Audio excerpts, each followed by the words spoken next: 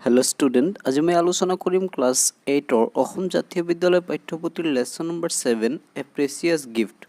অৰ্থাৎ গিফট মানে আমি গমেই পাওঁ উপহাৰ আৰু প্ৰেচিয়াছ মানে হৈছে মূল্যৱান উপহাৰ একচুয়ালি কোনটো কি মূল্যৱান উপহাৰৰ বিষয়ে চেপ্টাৰটিত কোৱা হৈছে বলা আমি চেপ্টাৰটো আলোচনা কৰোঁ তো গুৱাহাটী 27 এপ্ৰিল 2023 তো এটা চিঠিৰ কথা ইয়াত উল্লেখ কৰিছে ডিয়াৰ ঋষিকালৈ কৈছে I am glad to have received your letter মই তোমাৰ চিঠিখন পাই আনন্দিত হৈছোঁ I was a little bit of tense মই অকণমান টেনশ্যনত আছিলোঁ but your letter cheered me up as it always does কিন্তু তোমাৰ লেটাৰটো পোৱাৰ পিছত সদায়ৰ দৰে মই আনন্দ পাইছোঁ সদায় যেনেকৈ আনন্দ পাওঁ তোমাৰ চিঠি পোৱাৰ পিছত সেম তেনেকুৱা ফিল অনুভৱ কৰিছোঁ feel পাইছোঁ do you know you are the only friend with whom I communicate through letters তুমি জানানে বাৰু যে তুমি হৈছা মোৰ একমাত্ৰ বন্ধু যাৰ লগত মই লেটাৰ অৰ্থাৎ চিঠিৰ জৰিয়তে যোগাযোগ কৰোঁ with others I chat and messages on WhatsApp বেলেগৰ লগত মই কি কৰোঁ WhatsAppত chat বা messages কৰোঁ but the joy I get by reading your letter is something special কিন্তু তোমাৰ পৰা যি লেটাৰ পাওঁ সেই লেটাৰ পঢ়ি যি আনন্দ পাওঁ সেইটো স্পেচিয়েল এটা বিশেষ আনন্দ তুমি জানা মাই মাদাৰ অলৱেজ এনকাৰেজেছ মি মোৰ মাকে সদায় মোক উৎসাহিত কৰে টু ৰাইট লেটাৰ্ছ চিঠি লিখিবলৈ শ্বি টেলছ মি তাই মোক কয় দ' ইট ছিমছ আউটডেটেড নাও যদি এইবোৰ পুৰণা হৈ গৈছে চিঠি দিয়া পদ্ধতিটো in their time they use to write letter সিহঁতৰ সময়ত সিহঁতে কি কৰিছিল চিঠি লিখিছিল to their friends and relatives তাৰ সিহঁতৰ বন্ধু বা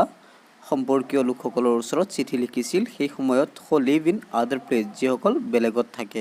at first I found it quite queer প্ৰথমতে মই এইটো অলপ বিচিত্ৰ মানে অলপ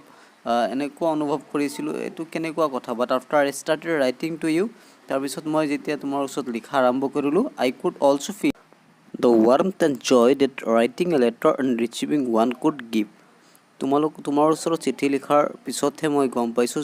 তোমাৰ ওচৰত চিঠি লিখাৰ এটা আনন্দই বেলেগ ইট ৱাজ এবাউট 4:30 PM 4:30 সময় আছিল I was taking some rest after coming back from school মই স্কুলৰ পৰা অহাৰ পিছত কিছু সময় জিৰণি লৈ আছিলোঁ suddenly my mother came running and told me হঠাতে মোৰ মাকে মোৰ পিনে দৌৰি আহিছিল আৰু মোক কৈছিল in a shaky voice that someone from the police station had called her and inform her that my father had an accident তাইৰ মাকে কি কৰিছিল একেবাৰে নাৰ্ভাছ হৈ কথাটো কোৱা আৰম্ভ কৰিছিল যে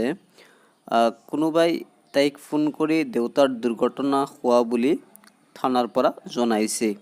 He was admitted to a hospital তেওঁক এটা হস্পিটালত এডমিট কৰা হৈছে উই অল ৰাটছ টু দ্য হস্পিটাল আমি সকলোৱে হস্পিটালত গৈছিলোঁ my uncle was also' with us মোৰ আংকুলো আমাৰ সৈতে আছিলে the doctor told us that my father had lost so' much blood that he was in danger of losing of his life ডক্টৰে কৈছিল যে দেউতাকজনে কি কৰিছিল বহুত তেজ গাৰ পৰা বডিৰ পৰা নিৰ্গত হৈছে ওলাই গৈছে গতিকে তেওঁক যদি তেজ দিয়া নহয় তেন্তে তেওঁ চিৰিয়াছ ৰোগী হঠাৎ কোন মুহূৰ্তত মৃত্যু হৈ যায় জীৱনটো হেৰুৱাব পাৰে উই অল ফেল্ট হেল্পলেছ আমি সকলোৱে অসহায় হৈ আছিলোঁ কথাটো শুনি আমি নিৰাশা হৈ আছিলোঁ the doctor said that unless he was given blood he would not survive ডক্টৰে কৈছিল যদি তেওঁক তেজ দিয়া নহয় তেন্তে তেওঁক বচাব পৰা নাযাব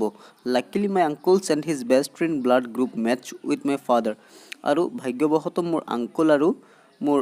আংকুলৰ বেষ্ট ফ্ৰেণ্ডৰ ব্লাড কি হ'ল ব্লাডৰ গ্ৰুপটো মিলি গ'ল they donated the required amount of blood and my father was saved সিহঁতে যিমান প্ৰয়োজন সিমান ব্লাড কি কৰিলে ডনেট কৰিলে দান কৰিলে আৰু তাইৰ ফাদাৰ কি হ'ল বাচিলে বিফৰ দিছ ইনচিডেণ্ট সেই ইনচিডেণ্টৰ আগতেই আই হেডন্ট realise that other people could also' save someone's life apart from the doctor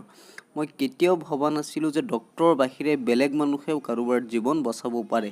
it was such a great realisation for me এইটো মোৰ কাৰণে এটা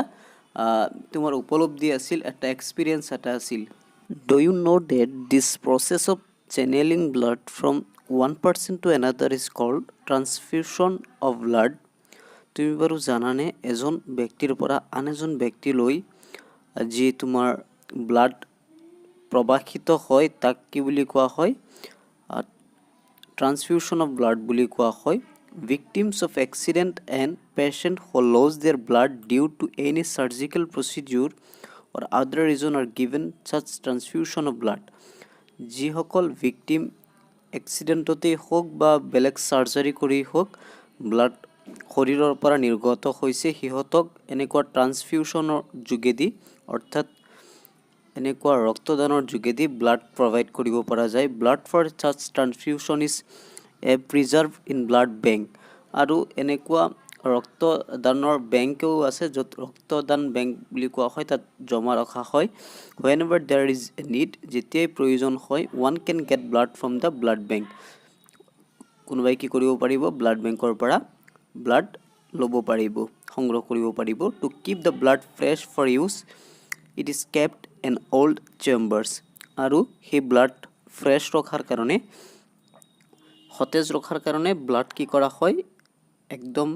তোমাৰ ঠাণ্ডা কোঠালিত থৈ দিয়া হয় জমা কৰি ৰখা হয় গতিকে আমি পাৰ্ট 2 ত বাকিখিনি লেসনখিনি আলোচনা কৰি